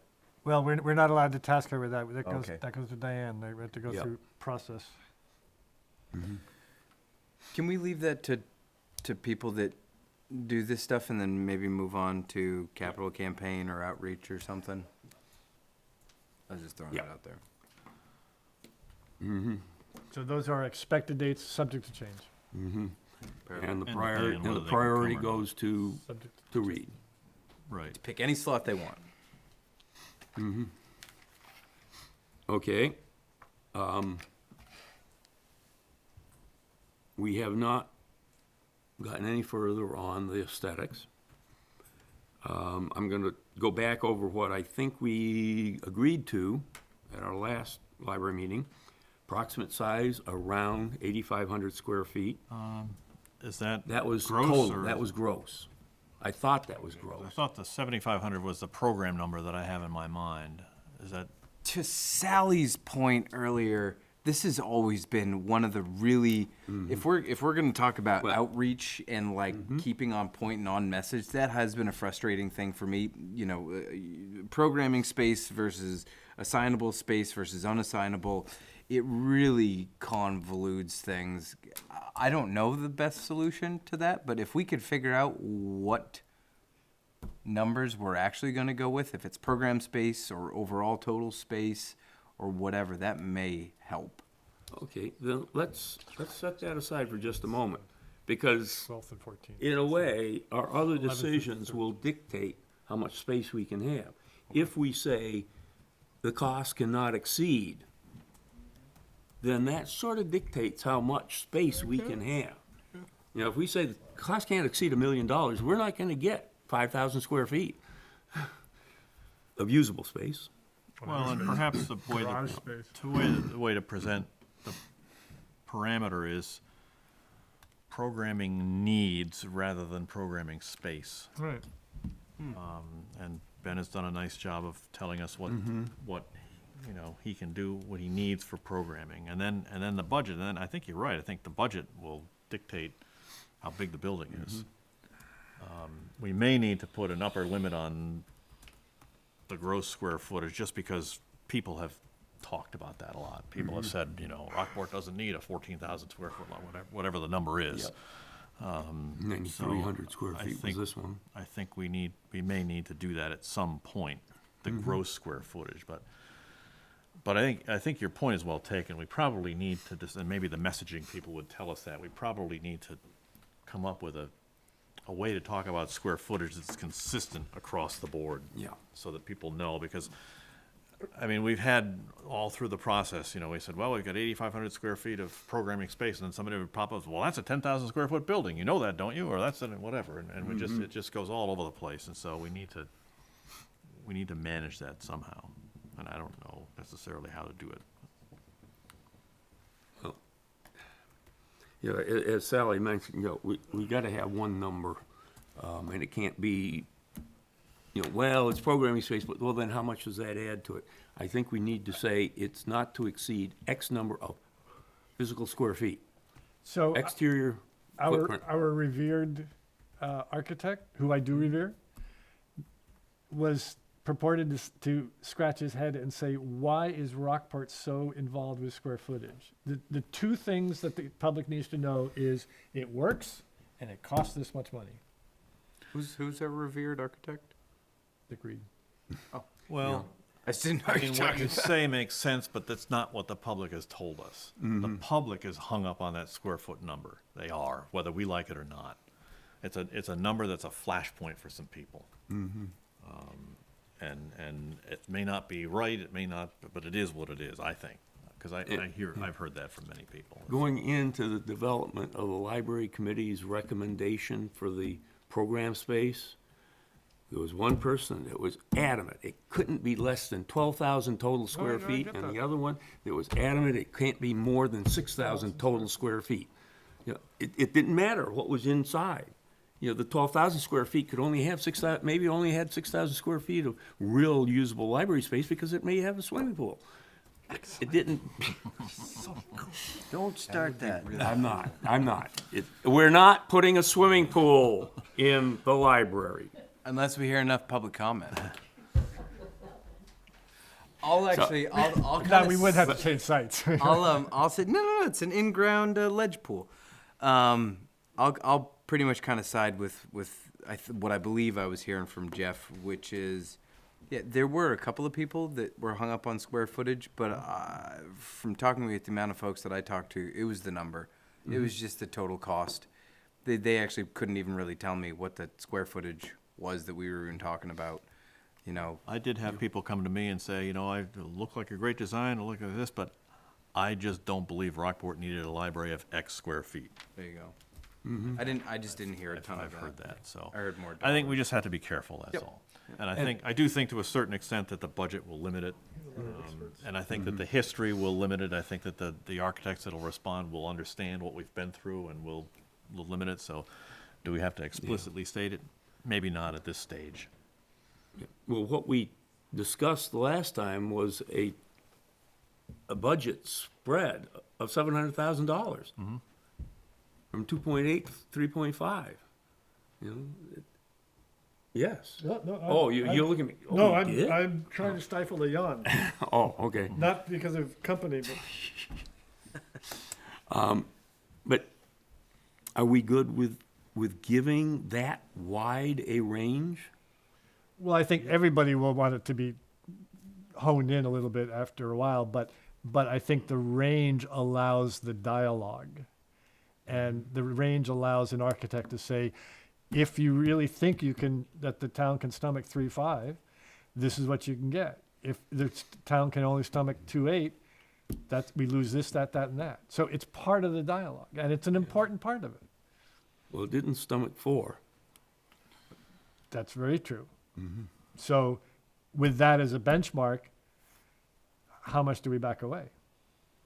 And remember, we're not looking to just switch 5 or 6 votes so that Oh, no, this no, no, comes I- out as a winner by 1 vote. You know, this has got to be somewhat better than that. I'll be Well, I think that- vague on what the somewhat I is. think by giving a range, we will see what the architects have to tell us, and we'll learn about their philosophy. You know, if they come in at 3.499999, then we know, well, they went all out and got as much as they could in or whatever. But on the other hand, if they come in the middle of the range with something that looks good, then we can say, well, you know, we understand that they paid attention to the budget. And, you know, there's an understanding, I think, with a municipal project like this, especially given our history, that if the budget comes in lower, that absent, you know, everything else being equal, that's gonna be good. Okay.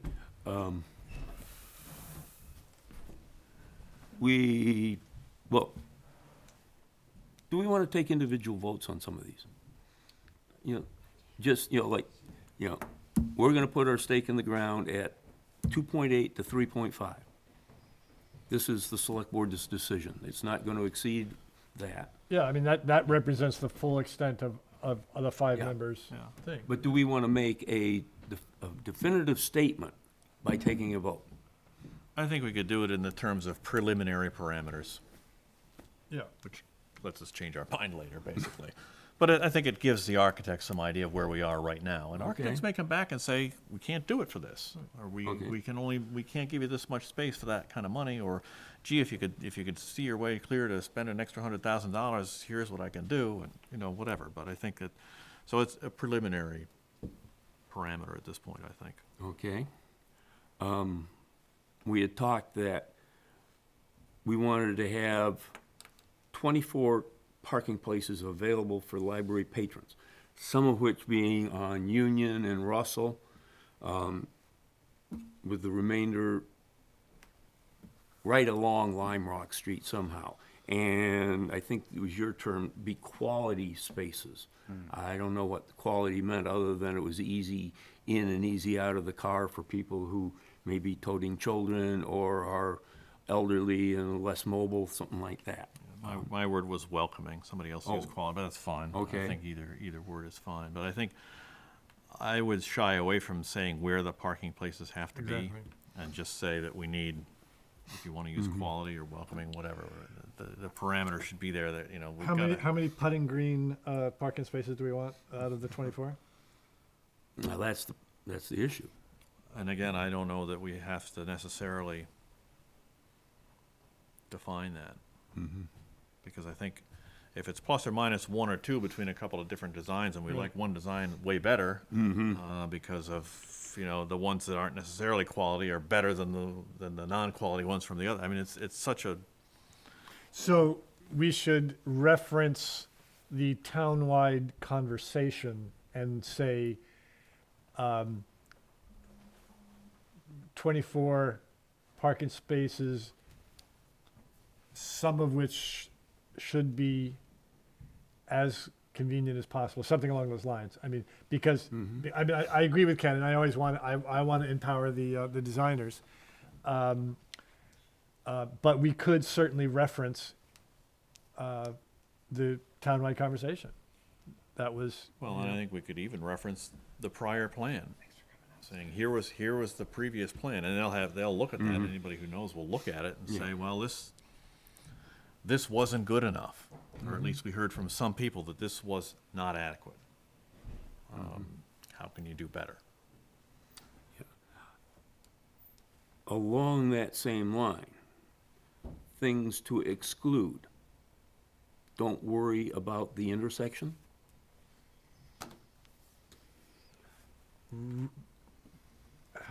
Don't worry about the elimination or reconstruction of the island? Is that Yes. more accurate?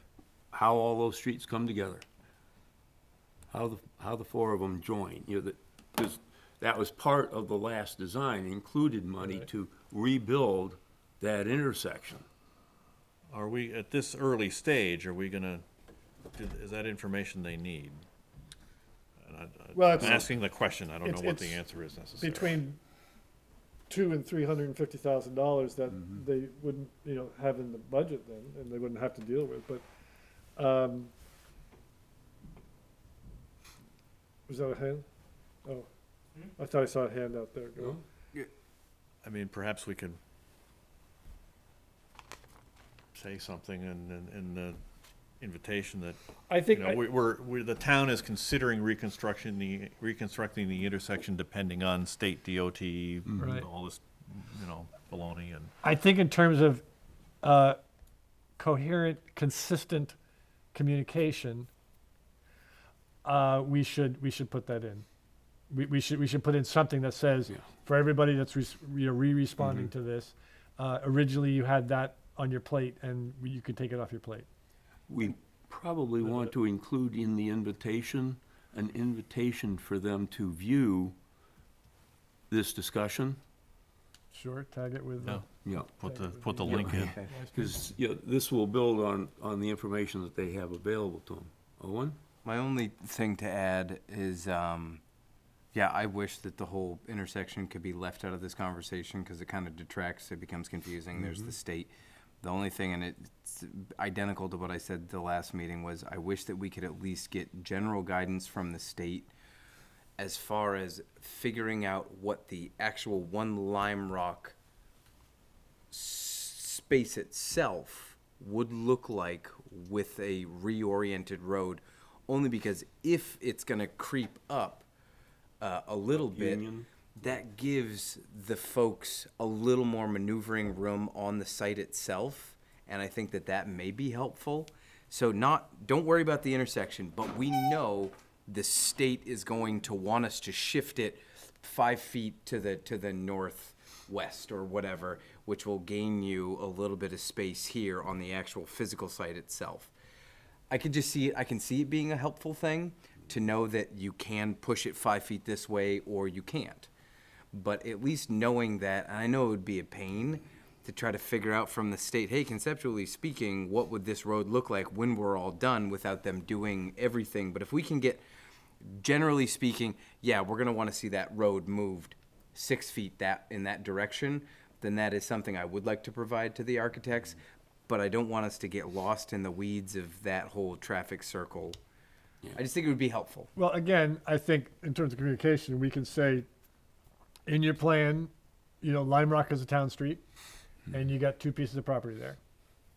That's your palette, that's your canvas. That's cool. And then they decide, is it worth within the budget to do that? Well, yeah, it really makes things great, or, not worth it. Do it later, or plan on doing it later, or something. Well, and, like I say, you could say that the town is considering reconstructing the intersection, but we'll have to work with the state on that, and it can't be assumed that reconstruction would happen at the same time as the construction of a new library. Or something before, like yeah. that. Because I mean, one of the things It would that, really be in trouble if the intersection got fixed before the library, but. well, but maybe I that's think the one of case. the things that was about the redesign that we were told was that this will work whether we fix the intersection or not, whether we change the intersection or not. I think that's what we really want to have from people, is something that, It's the know. parking piece that's more of a challenge without. right, and I think we do need to make clear that they can use the Memorial Park lot in their parking plan in whatever ways they think is appropriate, and then we'll decide whether we like it or not. While respecting the memorials that are there. Yeah. I think Dave Jackson already has the banners Right. made up. No, Maybe on his because you're way down destroying here the now. veterans part. He may be already leaving his house now. I'll fall right in beside him. Okay. Do we want to consider when we want to have a final design presented to us in the, this is the time frame you're looking at? When we took our vote earlier, we just said not before November 2017 election. I would. I don't think we're there yet. Yeah, I would rather talk about the process of how to get it to final. I mean, to mandate or at least heavily suggest some townwide charrettes to open meetings, all that stuff. I think, it's ready when it's ready. We can put a deadline on it, but we want to have a good way of getting to that. And we don't have our roadmap yet. So I think part of the roadmap needs to, after choosing incumbent or others, we need to work with them to the point that we're very satisfied about how it is they're going to get from point A to point finish. I'm glad you said that, because I was gonna, suggest that, is that one of the things we want them to talk to us about, is if the vote is gonna be in November, then this is Yeah. the schedule we have to meet, but if it's next propose June, a- this is the schedule that we should meet, and this is why I prefer, I being one of the architects, prefer this date over that date. Yep. I think that works. Yeah, and I'm such a visual person. It's also conceptual right now. Like I literally would want to have the calendar months, know when the vote's going to be, and then work backwards from that. But I do think it would be somewhat inappropriate to try to set up a timeline without the input of the architects yeah. and what's reasonable or not. I think we're gonna hear from the architects, and then that's gonna color our plan in moving forward, what we hear from them, I think, to some extent. I would hope so.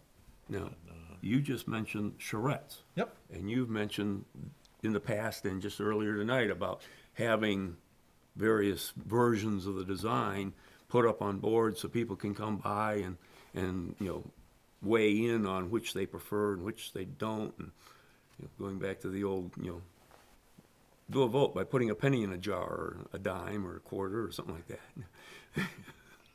You know, but as a fundraiser, you know, but- Ooh, I like Vote that, by- Bill. You could do the vote by putting 100 in the jar and start as a fundraising campaign. Yeah, that's pretty but- egalitarian, and what was Brendan's thing, social justice? Yeah. Yep. Yeah. well, Where's the Every window? one Every coin, dollar is one one coin vote. or one bill Well, again, equals one vote. I think that process, I think we will be informed Yeah. by talking to all the architects about how we want the process to go as we talk to them. They may have ideas about how to do that. Yeah. They'll understand that we had trouble with curb appeal the last time around, or at least if they, you know, they don't, then they're missing something. Mr. Chair, can I suggest to the town manager, who is presumably going to put together this letter of invitation, that we specifically ask the architects to, if they bring material, to have it digitized, so it can be shared there and there? Good point. Thank you. Well, we just keep laying more and more things into this letter. It's clear communication and Yep. expectations, Mm-hmm. and a 2-page letter. Bill, I'm gonna be 2 seconds. I'm just gonna grab more water. Okay, Thank you. all right. If we don't want to propose, or we want them to tell us the schedule, then we don't want to put any interim deadlines in there. I think at this point, I mean, our interim deadline is to meet with them all by the end of April. Mm-hmm. We kind of have sort of loosely set that. Okay. To meet with those who are interested, not necessarily all of them. Every architect in the world. Do we want to ask them their opinion about how to make this a successful campaign? I don't think that's their area of expertise. Maybe. Well, but, I mean, we, as a list of things to, possibilities for them to come at us with, it's not a bad idea. Because for one thing, it indicates what they're willing to do. Mm-hmm. And while we're not asking them to do the, you know, fundraising, they, you know, Dick Reed held the hand of several communities who were deeper in turmoil than Rockport, if you could believe that. Are we talking Yeah. about capital campaign? Was it? Well, that- Well, No, actually- whilst you were gone, Yeah, more marketing than capital, but I think we sort of blurred the two. yeah. You know. His question was, do we want to have the prospective architects discuss with us how they would market / guide / on and on, Yeah, you know, the whole overall getting project. that message out. How can we successfully get that message out? You know, one of the things I think we learned was that we did real well up until it got to the communicating point. And we really didn't try to do any real communication until it was really too late. Well, It was into as September. Jan says, yeah, Yeah. they had just gone And through a ton of work. And they were all burned out, and we were, you know, working into a new year and had our own. Well, one of the things that I bladder full. hope the process does, and this is the process as we begin, is that the communication part has already started. And I think that, I hope so. you know, the open meetings, that I hope that people buy in as they go along and that we don't lose people right from the get-go. So, when we invaded Iraq, right, we sent a bunch of Marines because that was like their job. And then we asked them to build a country afterwards, and that was the part that I was there for. And it worked out horribly because you asked a bunch of jarheads to build a country, and we didn't know what we were talking about. And I do remember asking Dick Reed, what is your outreach strategy? Do you have one? How do you engage with the communities? But I'm starting to think that architects are architects, and though part of what groups that specialize in public projects, it has to be part of their toolbox. But I would definitely, now that I've thought about it a little bit, I would shy away from trying to put much of that onus on them and have them only be one of the resources of which we draw upon as we are building this communication strategy. And they're simply there to answer questions and make sure that they're there and can be available for that style of stuff. And I almost regret kind of putting that onus on Reed and Company. What is your public outreach strategy going to look like when that was our job? That's not their job. But Lynn Johnson pointed out something very interesting because she went through the high school design and everything. It's people are sometimes people come to a meeting like upstairs and you're all set and ready to talk about all the things you've done and this is what's in the design and they say, well, how come you don't have that? And all the questions were about something that didn't exist. But either scenario, whoever is the architect should be prepared for a townwide opportunity to do that. Oh, no, and I agree with you completely. But they don't necessarily have to answer the design, questions, design and lead it. design how it's going to be, where it's going to Yeah, be, yeah. how many times we're going to do it. We Well, I should think- know our community better than them, and they're just there to answer those questions. I think we're the not question to capable of. ask them is, what are you able to contribute toward the public outreach program, not how would you design it, because it's not their job to design it. Maybe also a question I may ask is, what did it look like when you worked with a town that built a great public outreach strategy, and what was your role in that successful campaign? That's a good point. Yeah. Where we at? I made dinner and didn't eat any of it. Oh, you have to talk about food now. Why do you think I'm drinking so much water? I've eaten half a salad today. The last point is really sort of lead off of this one, and that's marketing campaign. Or no, I'm sorry, the capital campaign. And do we want to even? Well, I think think about what it we at this heard point. from the capital campaign is that we need a great project. Mm-hmm. So before we have a great project, I don't know. I mean, we can ask some of the people who worked on it before if they're going to be willing to help us again. But I think it may be a little early to Yeah. jump on that. Well, one of the points that was made when we talked to them was that to have a successful capital campaign, the capital committee needs to be involved so that they can start taking what is being considered and testing it against the variety of scenarios that they could come up with, have a sounding board out there, or if they bring in a capital campaign director, that, how do we work all of this in? It's, in a way, I think it really goes hand in hand with a marketing campaign, but you're marketing it to a completely different crowd. They're the ones that are gonna be voting with their wallets. And which brings me back to a point we just sort of glossed over when we were talking about the budget that we're putting in. Did we want to consider at this time how much we think should be public versus private? When we originally discussed it, we were anywhere between 50-50 and I think it was like 33-66, public versus private, 66% of it raised. I know we had several that were right around 50-50 or just a little off of that I think 50-50 is a fine set of numbers. Second. at this point. Yeah, I think so. Until a capital campaign committee tells us they can't raise that, or that they Or can raise more. They can raise But, more. but see, that's again the reason to have them involved earlier on, because if we're going down a road and it's building something that they don't think that the people that are gonna pay the money are gonna like, then we get a different vote.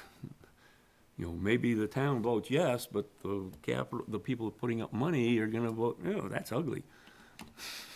We don't wanna get in that place. Might have happened already.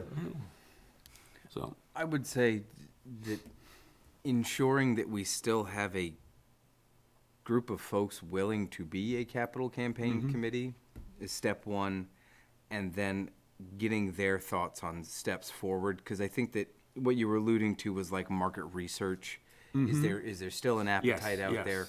But before we even try to charge them with something other than just general speculation, we need to have we something. need to have something for them to get energy around, but trying to figure out if they think that there's generally speaking, an appetite there, or if we even have a stinking committee that is willing to work on it, would be step 1 and 2.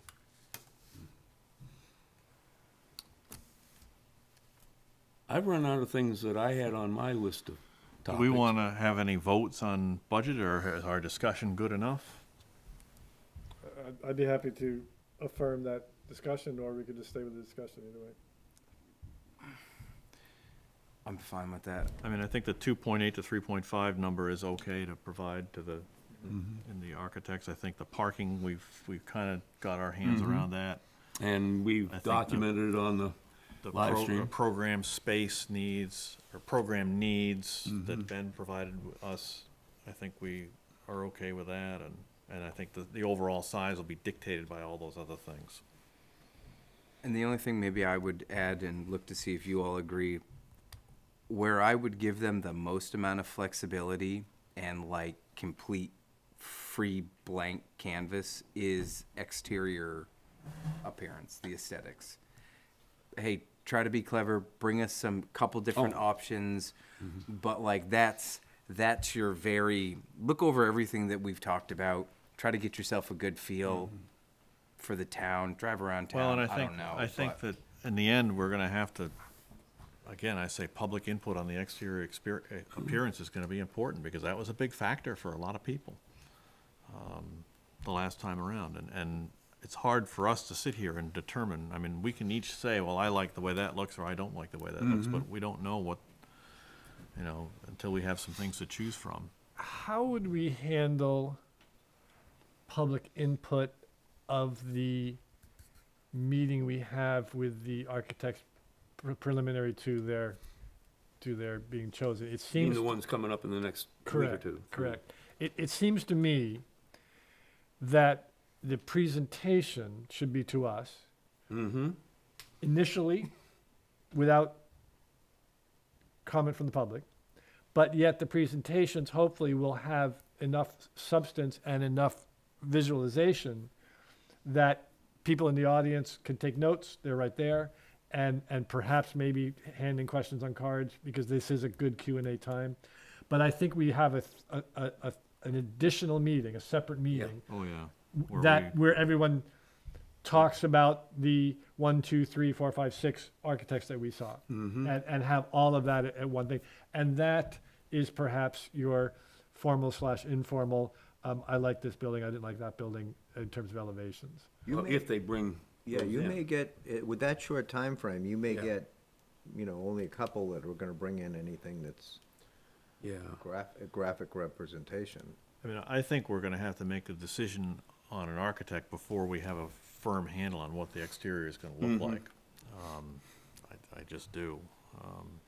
And then I think once we've made that decision, then we can ask the architect that we choose to provide us with several different exterior looks, and then get the public input on that. Yeah, I think that's after we make a decision on an architect. That, Do you want, are we planning from a process perspective? I'll go sit on Brendan's seat. Do we want to schedule a citizens' feedback meeting prior to our final vote on architect? I think that would be the lead-in to our final vote. Okay. I don't, That you know, means again- lead-in, or that means input at all? well, no. No, that we- I'm looking at contorted face. Okay, I'm talking, we hear from the architects, the public hears at the same time. Right. We then come together on another night and say, public comment. Anyone wishing to make public comment about any of these architects that, propose to us, yay, nay, neither here nor there. And then, after we have all that and we've taken our lengthy notes that we always do, I know I do, my hand gets cramped, then we either make a decision to take the decision that night, or make the decision, because maybe the lateness of the hour, to reconvene the next night or a couple nights later, and then, So we should True. build that night in, just for kicks, if we can, or otherwise not, and I yield the floor. Can I just tell you what the contorted face was? And it's a really horrible thing to even having to bring up two of those six firms or at least two of the six firms are local firms. Having received various emails from various different people, one of the concerns that I have is the potential to further inflame this discussion and possibly start clouding out. And I'm not saying that we shouldn't have public input at all. Just the concern that I have is that looking at things unbiasedly, maybe I see the local firm as, oh man, they're so far along in this process. They've got everything together. This is great. And my mind's kind of half made up. And then you start hearing about personal interactions that people have had with each other. And I just see there's the potential to become very confused at the end of that process when what we're supposed to be doing is evaluating these folks on their presentation, their ability to get this job done. And I'm not saying that we shouldn't have that public input. Hopefully folks will be respectful. But I could see that almost clouding my brain water in almost an unhealthy way. I don't know if I'm explaining that properly.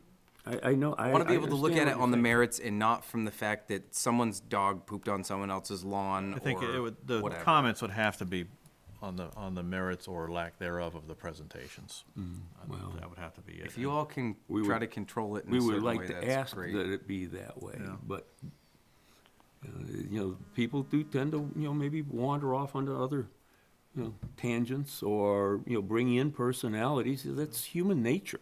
We just have to be able to listen to it and understand it and recognize it and weigh that against all the rest of the information that we've taken in. Cool. So we would do it, you have to do it on every And I public think- hearing and public comment period. I think, talking about process again, certainly I think once we've had the presentations, we do want to entertain public comment about the presentations. Then this board has to have a discussion about what we thought about it or whatever. And then I wonder if should be public comment again about our discussion, because we may bring up points that people agree with or not, and then Do we ever do that in the other realm? I mean, we're we sitting would here right be- now. no. We said Yeah. Jan couldn't Yeah. do that. So I mean, well, but I think if there's a compelling reason, the reason I think is that in other situations, we may have made comments about various topics along the way. I think in this case, we're gonna hear from an architect or two on a given night, and we're probably not gonna make any comment. We'll have questions for them, but we won't make any comment about the presentation when they're finished. besides we haven't seen all the presentations. So Right, exactly. But once all the presentations are done, if we don't have a conversation first, then the public doesn't know where this board stands on it, and they can't comment on that. I guess that's my point. I think we need to hear the input from the public, and I would like to hear the input from the public before we have the discussion, but I wonder whether, because at that point, the public will have made their comments, we will have a discussion, and then does the public have no chance to comment at all on our discussion before we vote? Like, and if that's the way we want to do it, I guess that's okay, but, And I would only throw out there that I feel like we did in the beginning of this process, say that, like, the select board was gonna take this, we're gonna take the slings and arrows.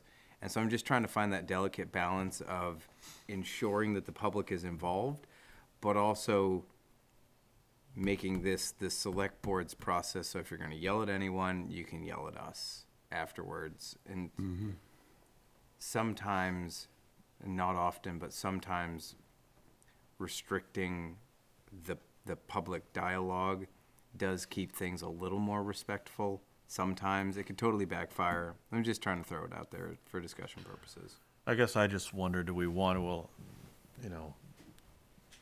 allow the public to comment on our discussion at all?